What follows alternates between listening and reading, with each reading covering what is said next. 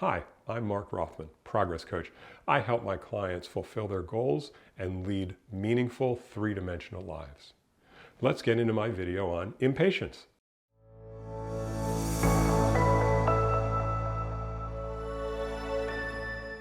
I had a car mirror once, and then I didn't. You see, I was in a hurry. I think you know where this is going. I charged through an alley wide enough for two cars to pass each other, except at one point where a telephone pole stood along a wall, I could see the oncoming car would pass me just as we reached the pole. Rather than slow down, I thought I could scoot through. I couldn't.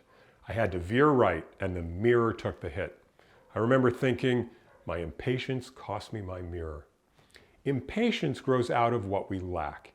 In a hurry, we lack time. We didn't leave enough of it. Or we don't see the results we want fast enough. We may not lose weight fast enough on our new diet. It may take too long for us to gain the promotion we've pursued. We also feel impatience when we lack control. Think of the impatience of waiting in line or sitting in traffic.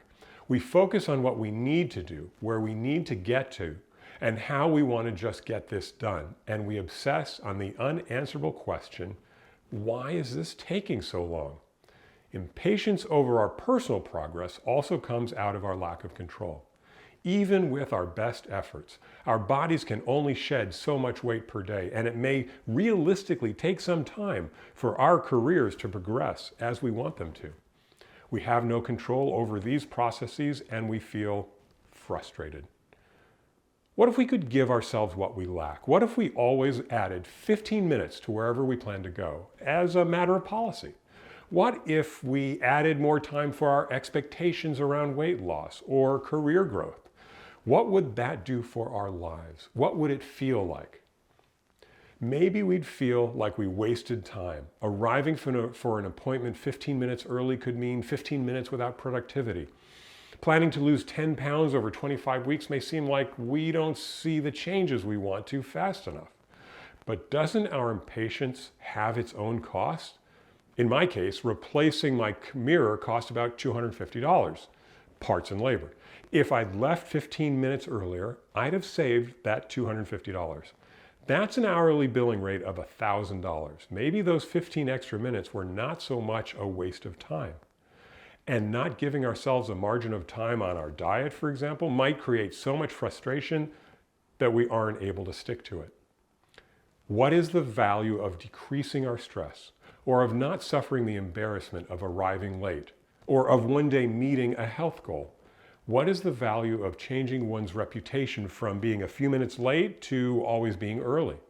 And what is the value of projecting the body image we want to project rather than the one that holds us back from embracing our true self-worth?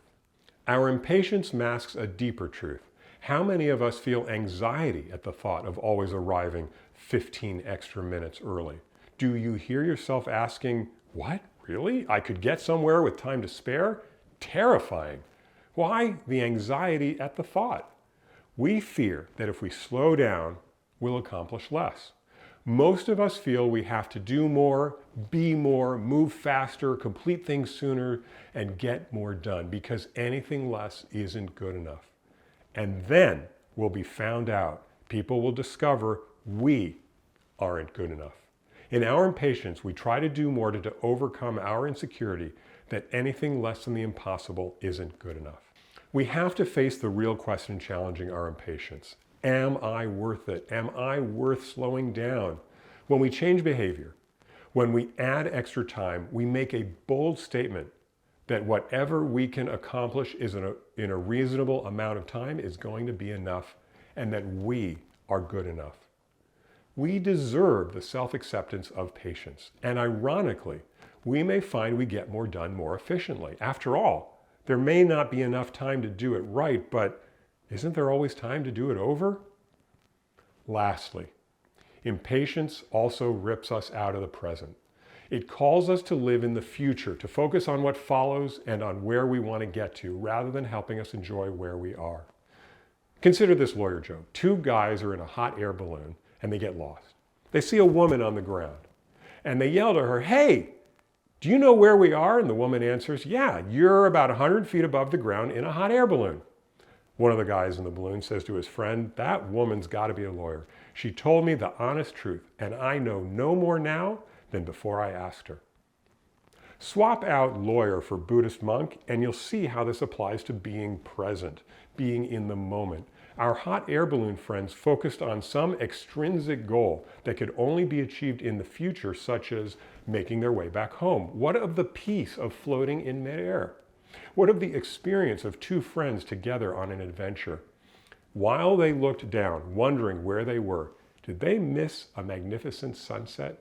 Extrinsic goals matter, of course. We want to arrive home safely after losing our way in a hot air balloon and while getting to our next appointment. And we want to lose some weight. But if we focus only on the next goal, the next milestone or deadline, we miss the journey. Given our limited time on this planet and the way milestones that seem so important when we pursued them sometimes look mighty small in the rearview mirror, we might need to cherish the journey itself. Impatience robs us of embracing who we are, and what we have in the moment. When we slow down, we really start living. Thanks for watching. If you haven't subscribed yet to my YouTube channel, please go ahead and do so. Go ahead and hit like if you like this video. Thanks for doing that. And I'll see you in the next video. Hey, thanks so much for watching. If you haven't yet, go ahead and hit the subscribe button.